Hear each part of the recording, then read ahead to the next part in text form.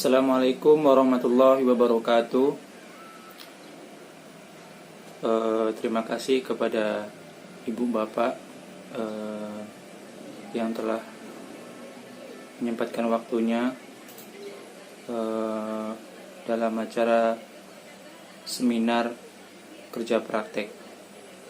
Terima kasih kepada Bapak pembimbing, dosen pembimbing yaitu Bapak Harun Mukhtar, Eskom dan Mkom selaku dosen pembimbing, dan Bapak Ibu sebagai penguji.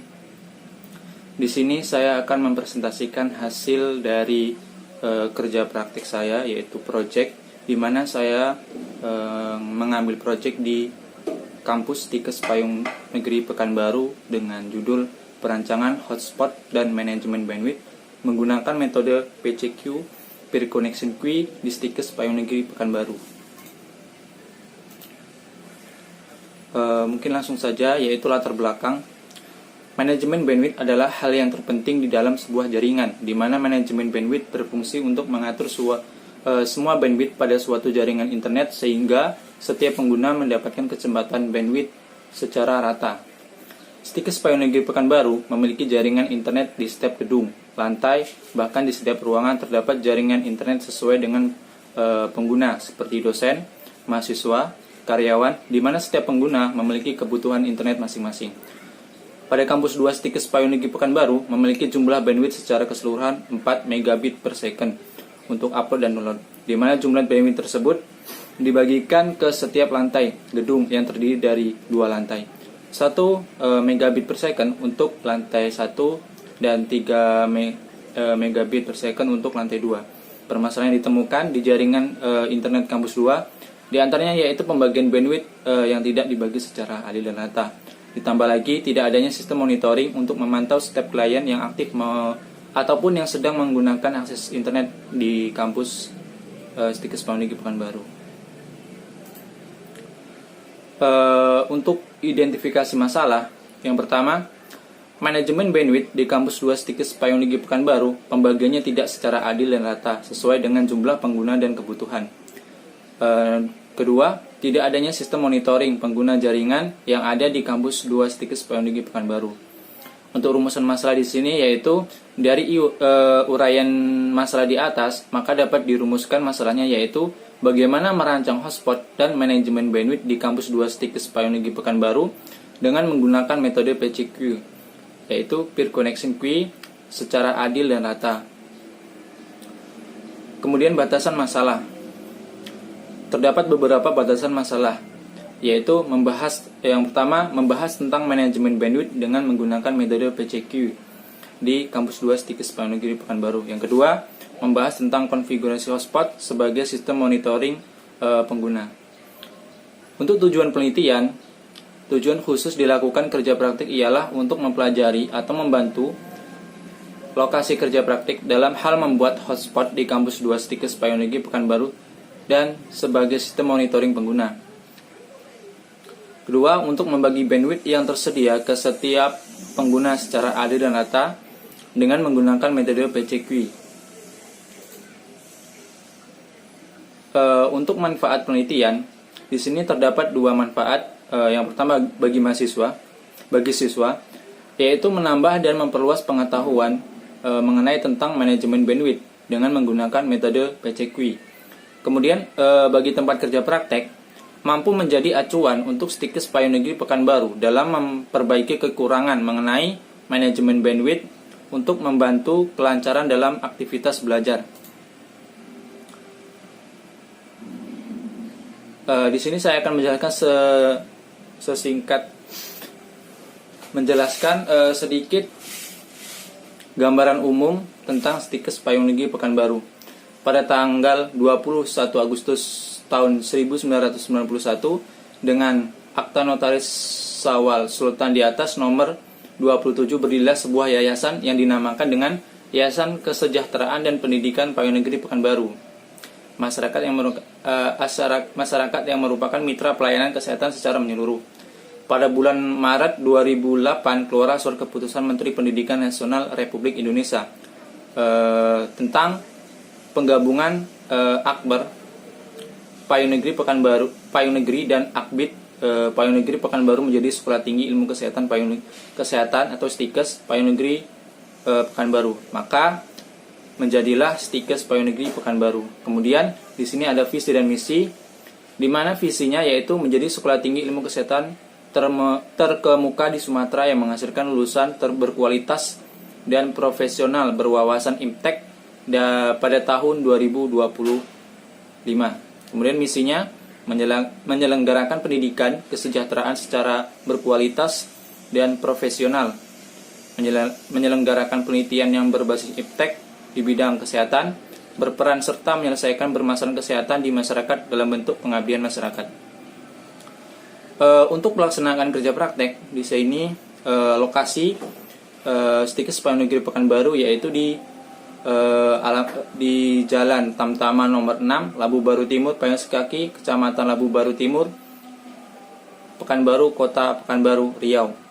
Kemudian saya kerja praktek pada tanggal 19 November 2020 hingga 12 Desember 2020. Kemudian bagiannya di Biro Administrasi Akademik dan Kemahasiswaan atau BAK. Kemudian alat dan perangkat yang digunakan di sini ada dua perangkat yaitu hardware dan software. Untuk perangkat hardwarenya yaitu laptop 3 buah, Mikrotik RB750 1 buah, kabel UTP 3 buah, tang krimping 1, RJ456, access point 1. Untuk softwarenya atau perangkat lunaknya di sini Windows 10 digunakan sebagai sistem operasi yang digunakan, Winbox sebagai sistem konfigurasi, kemudian diagram net untuk membuat desain topologi jaringan. Nah, berikut adalah desain sistem, di mana desain sistem ini memiliki dua aspek. Yang pertama tentang topologi jaringan, kedua alur sistem. Nah, untuk topologi jaringan di sini adalah gambar atau topologi yang ada di lantai 2, khususnya di ruang dosen. Terdapat dua ruangan dengan menggunakan satu access point yang nantinya akan kita buat hotspot ruang dosen. Nah, di sini di ruang prodi ada 4 klien atau 4 user, kemudian di ruang dosen ada 7 user, sehingga jumlah dosen atau klien keseluruhan yaitu 11 klien. Kemudian untuk alur sistemnya di sini ada dua, yaitu sistem hotspot dan sistem manajemen bandwidth. Untuk hotspot alurnya yaitu di mana user harus terhubung terlebih dahulu ke hotspot, kemudian akan melakukan login pack. Setelah melakukan login pack, user akan menginput username dan password. Selanjutnya terhubung ke internet. Kemudian di sini untuk alur sistem manajemen bandwidth saya menggunakan metode PCQ. Yang pertama PCQ rate itu 0, di mana max limit sama dengan A megabit per second. User 2, user 1 A megabit per second, di mana ketika hanya satu user menggunakan, maka satu user ini akan mendapatkan max limit sebanyak A megabit per second. Kemudian ketika ada 2 user yang menggunakan, maka A megabit per second akan dibagi menjadi 2. Dan ketika ada 3 user, maka A megabit per second akan dibagi 3 dan seterusnya.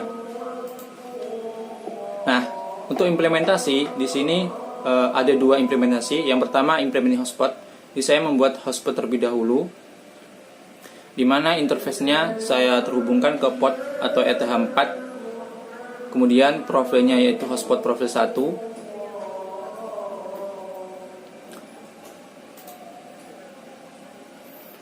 Kemudian untuk hotspot server profil, di mana di sini hotspot address-nya atau IP address-nya dari IP address dari hotspot yaitu 192.168.6.1. Kemudian DNS name atau domain name server. Di sini saya buat yaitu hotspot STIKES hotspot.id. Nah, di user profile di sini karena kita membuat hotspot khusus untuk dosen atau ruang dosen, maka di sini saya buat nama dengan dosen. Kemudian share usernya 1. Kenapa saya buat 1? Di mana sesuai permintaan dari Ketua Stikes Payung Negeri Pekanbaru, bahwa satu dosen hanya bisa mengakses atau menggunakan satu device. Jadi satu username itu hanya bisa digunakan untuk satu device atau satu perangkat. Nah, berikut adalah nama-nama dosen atau user yang sudah dibuatkan username dan passwordnya, di mana nanti seluruh user ini yang bisa menggunakan hotspot yang sudah dibuat. Dan berikut adalah login pack dari tampilan hotspotnya. Nah, kemudian implementasi manajemen bandwidth. Nah, di sini saya menggunakan simple queue, di mana simple queue ini adalah metode manajemen bandwidth yang sederhana karena tidak terlalu ribet ya, tidak terlalu ribet dan simpel. Nah, untuk namanya di sini saya buat total bandwidth dengan targetnya yaitu network dari IP hotspot yaitu 192.168.6.0/24. Nah, di sini untuk max limitnya saya buat 3 megabit per second. Nah, kemudian untuk konfigurasi PC queue terdapat di bagian advance. Nah, di sini ada yang namanya queue tab.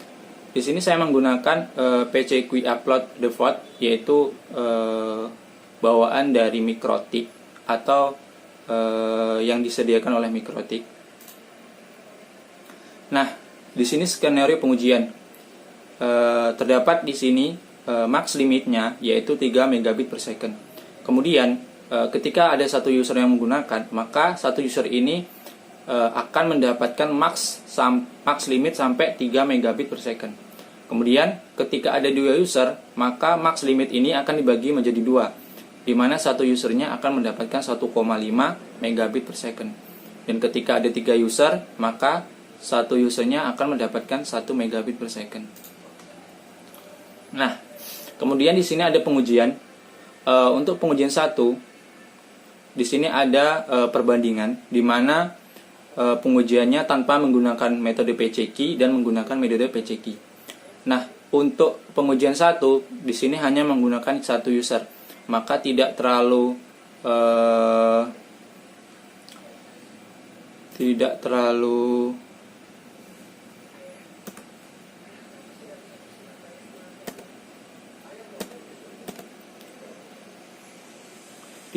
berpengaruh pada metode PC key karena memang tidak ada bandwidth yang dibagi.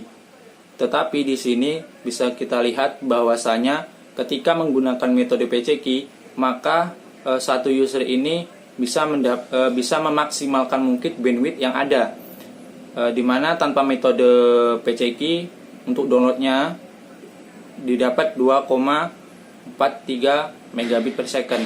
Sedangkan menggunakan metode PC key bisa mendapatkan 2,94 megabit per second.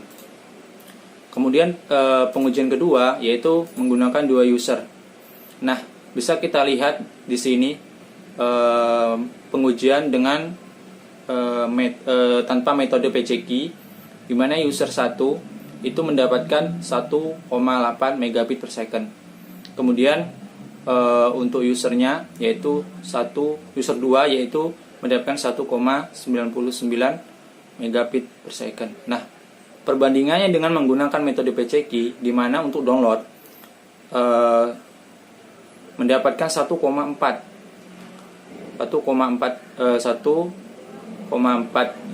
megabit per second. Kemudian di klien 2 mendapatkan 1,46 megabit per second. Nah, di sini terdapat perbandingan di mana metode PC key ini lebih maksimal atau lebih adil dalam membagi bandwidth secara adil dan rata.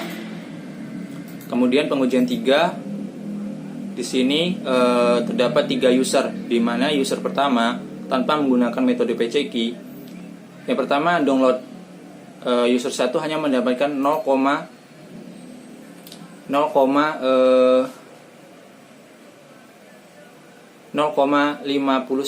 megabit per second. Kemudian user 2 mendapatkan 1,5, dan